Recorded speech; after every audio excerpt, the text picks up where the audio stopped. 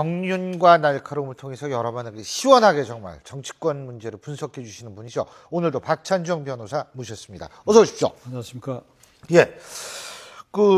이제 신임 비서실장 체계가 본격적으로 가동이 되는 것 같아요. 뭐 수석실 업무 보고 보는 장면도 이게 언론에 공개를 하고 과거보다는 훨씬 열려 있다. 이런 모습을 보여주려고 노력을 하는 것 같죠. 예. 긍정적인 시그널 아니겠습니까? 제가 이병기 국가정보원장을 대통령 비서실장으로 뽑아서 자리를 옮긴 그 자체는 박 대통령 입장에서는 패착이다. 국가정보원이 지난 2년 동안에 많이 흔들렸고 예. 거기에 7개월 남짓 동안에 안착하고 있는 사람을 이렇게 하면 국정원이 다시 혼란에 빠질 위험이 있다고 해서 패착이라고 얘기한 것입니다. 그러나 되돌릴 수 없고 일단 이병기 원장이 비서실장 앉았으니까 그가 앞으로 잘해 줄 가능성이 나는 있다고 봅니다. 예. 청와대가 불안정한 것은 국민이 원하는 바가 아닙니다. 그럼요.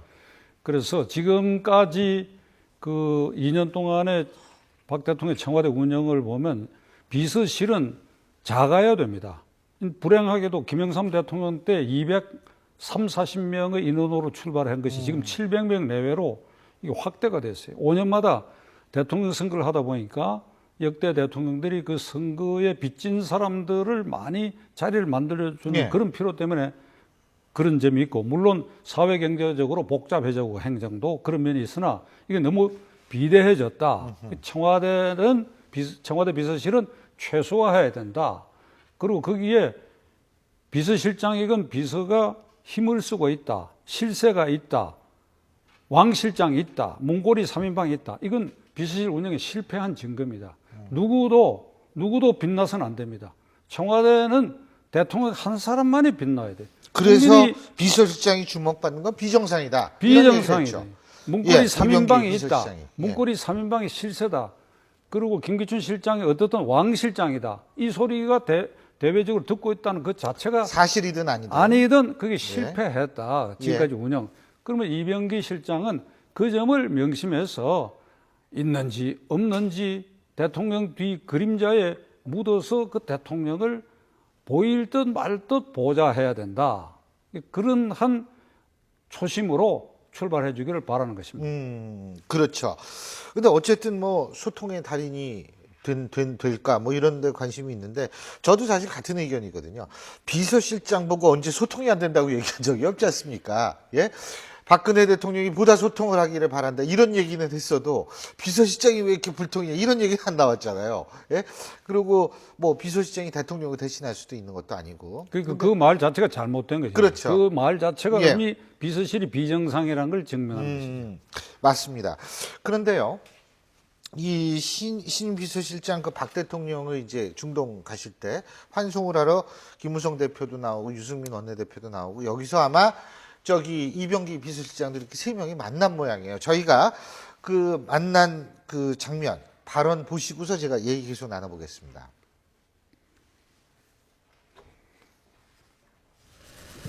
박근혜 대통령 만들기 캠프의 초기 원조 멤버들로 이렇게 다시 그렇게 만나게 돼서 굉장히 참 저희들 감개무량합니다. 낮은 자세로 해서 당청 간의 협조가 잘 될 수 있도록 저 나름대로 최선을 다하겠습니다. 저기서 초기 원조 멤버라고 얘기하는 게 FM이라고 있었다고 그러더라고요. Five members. 예? 이 Five members라는 게 이분들 이외에도 유정복 인천시장, 이성원 전 의원 이렇게 해서 5명 지금 화면에 나오고 있는데요. 여기 이 원조 친박이라는 공통점이 있다. 지금 이런 얘기인데 그런데 사실 저분들이 전부 잘한 분들이고 같이 일을 계속 하셨던 분들인데 유승민 원내대표 같은 경우에는 이병기 비서실장의 임명과 이런 거에 대해서 좀 부정적인 얘기를 했어요. 국회의원 3명이 특보로 들어가는 것하고요. 그 얘기 조금 이따 여쭤보고요. 근데 뭐 이렇게 부정적인 시각을 가졌던 이유가 뭘까요? 유승민 원내대표가요? 당연하지요. 그건 제가 말씀드린 것처럼 박 예. 대통령이 국정원장을 뽑아서 비서실장 안치면서 패착이라고 한 것처럼 유승민 대표에게 물어보지는 않았지만 아마 같은 생각일 겁니다. 그리고 지금 이 5명 Five members. Five 예. members. FM이래요. 그러니까 FM이니까 비서실장이 되고 그 사람들하고도 소통이 된다. 벌써 이런 소리 나올 필요가 없어요. 예. 이건 괜히 비서실장 된 이에게 부담을 주는 거예요. 그 사람들끼리만 그렇게 소통하고 그렇게 해버리면 그 또 소문이 나버린다고. 예. 어떤 의미에서는 비서실장 그것도 절연을 해야 돼요. 아하. 비서실장이 지금 해야 할 일은 박 대통령이 지난 2년 동안 여론의 말은 비판에 그 직면한 것은 불소통이거든. 그러니까 민심의 거대한 바다에 대통령이 이게 근접할 수 있도록 소통의 큰 다리를 이병기 실장은 놓아야 돼요. 예. 그래서 성공한다면 그는 성공한 것이다. 소통의 큰 다리를 놓는데 무슨 다섯 멤버가 어떻게 하는 그건 호사가들 얘기고 그 눈치 볼 필요 없어요. 그래서 제가 한 몇 가지를 예. 이 소통의 큰 다리를 놓는 방향에 대해서 몇 가지를 이병기 실장에게 진언하고자 하는데 좋기로 말하면 지금 이 YTN을 보고 있었으면 가장 좋겠는데 누가 전해 주시기 바랍니다. 청와대 직원 가운데 모니터 해가지고. 첫째로 장관들과의 면담을 활성화하고 상례화하고 대폭 늘려라. 지금 관청가에는 말이죠. 장관을 대통령이 면담 안 하고 전화로 이따금 지시한다. 이렇게 되기 때문에 공직사회가 각 부처가 장관들을 바라다 볼 때 장관의 눈치를 봐요. 우리 장관이 청와대와 어떤 관계가 있는가. 대통령도 만날 수 없는 처지에 있는 이 장관을 우리가 어떻게 모시느냐. 이래가지고 장관이 값이 안 나간다. 존재감이 없다. 예. 그래서 그 부처는 전부가 복지부동하게 돼요. 어. 나아가 그렇게 되면 장관들도 복지부동하게 돼. 대통령으로부터 언제 불벼락이 내려오고 언제 어떤 지시가 떨어질지 예. 모르니까 자주 만나면 거기서 소통이 되고 그러면 눈치 빠른 공무원들이 아 우리 장관은 대통령 면담에서 왔구나. 그렇게 해서 인사도 국장 이하의 인사는 대폭 위임을 하고 지금 청와대가 일일이 간섭해가지고 국장급 이하의 인사가 계속 보류되고 있는 경우가 있다고 합니다. 이거 이래서는 안 되는 거지요. 그러니까 이병기 실장은 이런 점을 꿰뚫어보고 장관과의 면담 기회와 시간을 대폭 늘려라. 그건 수석 비서관의 경우도 마찬가지예요. 무시로 대통령에게 직접 면담할 수 있도록. 지난번에 6개월 만에 물러난 김명한 민정수석은 단 한 번도 대통령을 개별적으로 면담을 못했다는 거 아닙니까? 이건 굉장히 놀라운 일이고 내가 좀 심한 얘기가 될지 모르겠으나 국민의 한 사람으로서 불쾌하기 짝이 없어요. 어떻게 민정수석을 대통령이 6개월 동안 한 번도 면담을 안 했느냐 이 말이죠. 청와대 안에 권력 암투에 소용돌이가 있는 게 확실한데도 이런 점을 이병기 실장은 명심해야 되고 두 번째로는 이 수석 비서관 회의를 비공개로 해야 돼요. 비서들이야말로 대통령하고 허물 없이 말을 주거니 받거니 해야 되는데 그걸 왜 공개를 합니까? 지금까지는 보면 수석 비서관 회의를 공개를 해가 대통령이 대국민 이 정책이나 예. 의사를 발표할 때에 수석 비서관을 앞에 놓고 받아 적게 해놔놓고 방송에 그걸 내보내거든. 이건 국민에 대한 예의에 어긋나는 일이에요.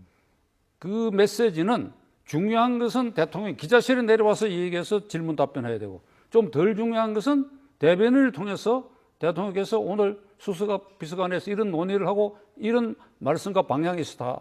이렇게 해야지. 비서라 그러면 다른 의미에서 몸종 아니에요. 그 앞에 놓고 그 사람들을 앞에 놓고 그 건너편에 저 멀리 있는 자기를 뽑아준 국민이 저기 있는데 그 국민을 상대로 비서들에게 얘기하는 형식을 통해서 얘기한다고 하는 그게 예의 어긋나는 일이고 이건 백악관의 경우에 우리와 같은 대통령 책임자 아래서 있는 미국의 경우에 이건 상상할 수 없는 일이에요. 이런 소통 방법으로는 절대로 국민을 감동시킬 수 없다. 그다음에 기자회견 지금까지 2번밖에 안 했는데 기자회견 자주 해야 돼요. 만일 박 대통령이 2년 동안의 기자회견을 2.5회 정도 한 것 같아요. 이 상태로 임기를 마치면 다음 대통령 선거에 이게 쟁점이 될 겁니다.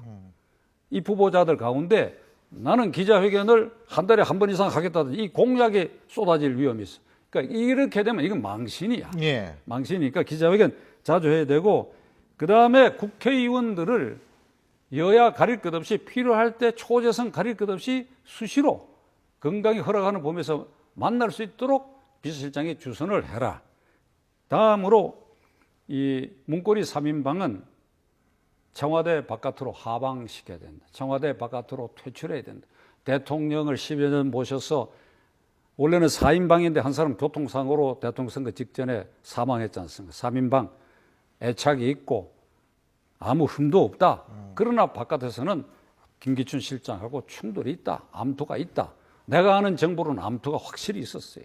그러니까 한 사람이 물러났는데 이 보직을 바꿔 그 안에 둔다고 하는 것은 청와대 내 700명 직원 사이에 위화감을 줄 위험도 있고 그러니까 밖에 내보내서 사랑과 신임과 의리 지키는 방법이 얼마든지 있을 것이다 이거지. 그러니까 이병기 실장을 내보내라. 그 다음에 이번에 정무특보로 국회의원 3사람을 임명했지 않습니까? 그 임명은 잘못된 것이니까 수석비서관 회의에 정무특보 현직 국회의원 3사람은 절대로 참석시키지 마라. 잘못된 인사를 취소 철회하려고 하면 대통령 체면이 있으니까 그렇게 해서 서서히 그 사람들에게 스스로 물러서도록 있는 동 마는 동 잘못된 것이니까 가장 좋은 방법은 본인들이 사표 내면 좋은데 이것도 항명으로 비칠 위험이 있고. 예.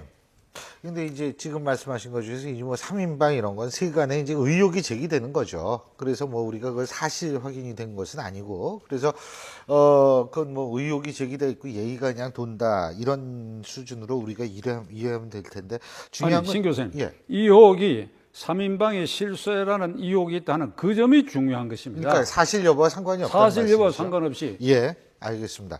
그리고 지금 그 국회의원 그 3분이 지금 정무특보로 들어간 그 부분에 대해서 지적을 해주셨는데, 사실 유승민 새누리당 원내대표 아까 잠깐 우리 그래픽으로 보여드렸는데, 이 현직 국회의원이 헌법기관이 정무특보는 대통령의 특별 보좌역인데 정무특보가 되는 데에 대해서 저는 좀 문제의식이 있다라는 그런 얘기를 지금 했었거든요. 그런데 여기에 대해서 윤상현 의원, 요번에 정무특보로 된 사람이죠. 윤상현 의원은 이 여당 원내대표가 언급할 문제가 아니다라고 나오고 있습니다. 어떻게 보십니까? 어떻게 보나마나 윤상현 의원은 헌법적 감각이 전혀 없는 사람이고 정무특보를 못해서 몸살이 난 것처럼 한 사람들 아닙니까? 국민 입장에서 불쾌하기 짝이 없어요. 이건 명백한 위헌입니다. 대통령이 현역 의원을 자기의 비서로 임명한 거. 정부 말이 좋아 정무특보지 비서 아닙니까? 근데 국회의원을 어떻게 대통령이 비서로 임명합니까? 비서실장에 임명한 것이 문제가 있다고 한 부분은 여당 원내대표가 당연히 한 할 수 언급은 있는 아니다. 얘기죠. 당연히 할 수 그거 있는 대통령이 비서실장은 대통령 의중으로 그냥 할 수 있는 거 아닌가요? 하더라도 아까 제가 말씀드린 것처럼 저처럼 이걸 패착이라고 보는 견해가 있는 거와 마찬가지로 예. 유승민 원내대표도 그런 입장에서 말할 수 있죠. 그 자신도 국회의원이니까 원내대표니까 박근혜 대통령이 그 같은 새누리당의 1호 당원이라 하더라도 좀 이게 어긋난 일이고 잘못했다 싶은 거 원내대표도 말을 할 수 있어야지요. 그리고 사실은 그 특보직이라는 게 무보수 명예직 아닙니까? 그렇기 때문에 실제적으로 그 국회의원 3분이 거기에 특보가 됐다 하더라도 무보수 명예직으로 겸직이 허용되니까 사실은 별 문제가 아닌가라고 얘기할 수 있는 거 아닙니까? 아니죠. 임명장을 가지고 대통령이 임명을 한 것입니다. 예. 거기에 보수를 주느냐 하는 그건 부차적인 일이고 예. 국회의원은 우리가 뽑을 때 국민 대표자로서 해당 지역에서 뽑아가 국회에 보냈으면 국회 안에 있어야지요. 그렇게 해서 삼권 분립 아닙니까? 건강한 긴장 관계를 비록 여당 의원이라도 국회의원은 대통령 행정부에 대해서 건강한 긴장 관계를 가져다. 그 대통령에 충성하고 싶으면 자기는 이런 법안에 대해서 대통령 뜻을 따르겠다. 그럼 국회의원으로서 그렇게 발언을 해야지. 대통령에 대해서 지시 명령을 받아가지고 특보라는 게 보좌관 비서 아닙니까? 예. 그럼 누구를 무슨 일을 맡기겠다는 것입니까? 박 대통령이. 그 자리가 그렇게 꼭 필요하고 자기가 소통 부족한 걸 그 소통시키려고 그러면 국회 현역 의원이 아닌 사람하고 난 지명할 줄 알았어요. 그러나 그마저도 김무성, 유승민 대표들은 대통령께 지금 열흘 전에 정무특보 운영하지 말라고 그랬거든요. 왜냐하면 자기들을 바지저고리 만들 위험이 있지. 원내대표를 뽑아놨다. 당대표가 있다. 이 사람들하고 인원을 해가지고 예. 이 사람들을 설득을 해서 이 사람들이 해당 의원들을 이 사람들이 야당을 설득하는 얼마든지 훌륭한 통로와 권위를 가진 사람들이 있는데 좀 말이 거칠지만 올망졸망한 자기 가까운 국회의원 그거 시켜가지고 이미 그 당내에서 정무특보로 인정 안 하는 분위기가 되어버렸잖아요. 왜냐하면 첫날 김재원 그다음에 누구죠? 예. 윤상현 또 한 사람. 주호영 의원이요. 또 한 사람 누구지요? 주호영 의원이요. 아니 그 왜 대구 출신 정무특보가 김재원, 윤상현, 주호영 예. 세 사람이 첫날은 표정이 아주 밝더라고. 예. 아주 큰 벼슬을 한 것처럼 대망하던 걸 쟁취한 것처럼. 근데 어제 오늘 보니까 완전히 풀이 죽었어. 이게 볼멘 소리를 해. 그 내가 아는 나도 이 새누리당 안에 내 잘 아는 사람도 있는데 이미 듣는 얘기에서 그 인정 안 해줘요. 이게 완전히 실패 인사야. 헌법 위반하는 것은 명백한 일이고. 제가 이렇게 얘기하면 시청자들 중에 현역 국회의원이 장관도 하지 않느냐 하는데 이거는 우리가 묵인해 온 거예요. 그것도 위헌이에요. 한두 명 정도 하다가 이번 박근혜 대통령 아래서는 장관 총리가 6명이야. 이것도 박 대통령이 굉장히 실패하고 있는 인사라고 생각합니다. 근데 어쨌든 지금 바로 그 박근혜 대통령의 인사 문제 말씀하셨는데 코드가 세 가지라고 얘기를 하죠. 지금 그래픽으로 저희가 한번 보여드릴 텐데요. 이제 일단은 엘리트, 고시 합격한 정통 관료 출신이나 뭐 이런 분들, 사심 없는 인물, 이건 굉장히 중요하죠. 그리고 올드보이가 많다. 이게 상당히. 근데 어떻게 보세요? 이 인사 코드. 사심 없다는 건 참 좋은 것 같아요. 제가 볼 땐. 예? 모르죠. 내가 사심이 있는 사람인지 없는 사람인지 내가 경험을 안 해봐서 모르겠고. 그러니까 박근혜 대통령이 그런 사람을 좋아해서 그런 사람을 뽑는다는 그렇겠죠. 얘기입니다. 그리고 관료 출신이라고 하는 것은 우선 첫째로 예. 행정의 그 통로, 그다음에 보고서 작성, 예. 기민하게 움직이고 이런 게 편하지요. 기본적으로. 그래서 쓰는 것이고 문제는 청와대에서 쓸 사람들은 이 혼이 박혀 있어야 돼. 혼이. 단순 동작으로 명령 잘 받들고 보고서 잘 만들고 시킨 대로 잘 하고 이러면 당장은 편할지 모르겠으나 그 자기 혼이 담긴 의견을 말할 수 있는 사람, 그것이 꼭 무슨 이 저항한다라든지 예. 직언을 한다든지 이런 차원이 아니라 하더라도 그게 필요하지요. 그러니까 이런 점을 다 감안해 갖고 이병기 실장은 앞으로 3년 동안 비서실장으로서 있는 등 많은 등 그림자 보좌를 하면서 박 대통령을 직언을 하지 말라고 나 얘기하고 싶어요. 보통 직언한다고 그러면 그냥 덤벼들듯이 얘기하라는 소리인데 진언을 해라. 이렇게 눈치껏 봐가면서. 직언과 진언은 다르죠. 그리고 제가 이 점에 아주 뼈저리게 느끼는 것은 작년 1년 전에 말이죠. 제가 다음 인터넷 아고라를 통해 가지고 대통령 후보와 국회의원 후보로 나설 사람이 후보자로 등록하기 전에 등록 서류에는 첨부 서류로 한국 헌법학회가 주관하고 중앙선거관리위원회가 시행하는 헌법 강의 10시간 이상을 이수 증명을 첨부하고 후보로 예. 등록하라 하는 걸 내가 서명을 한번 받아보라고 날 돕는 젊은이에게 시켰어요. 했더니 예. 지금 말이죠. 100명이야.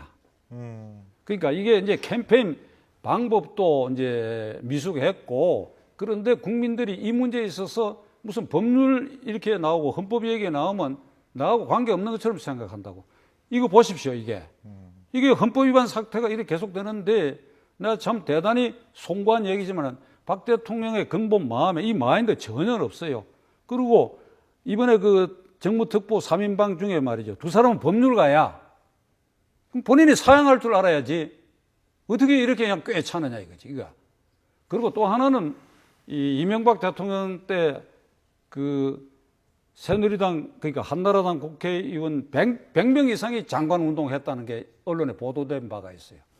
지금도 마찬가지야. 지금도 그냥 장관하고 싶은 거예요. 이 이유가 있습니다. 국회의원 자리를 시부렁차게 생각하거든. 왜 시부렁차게 생각하느냐?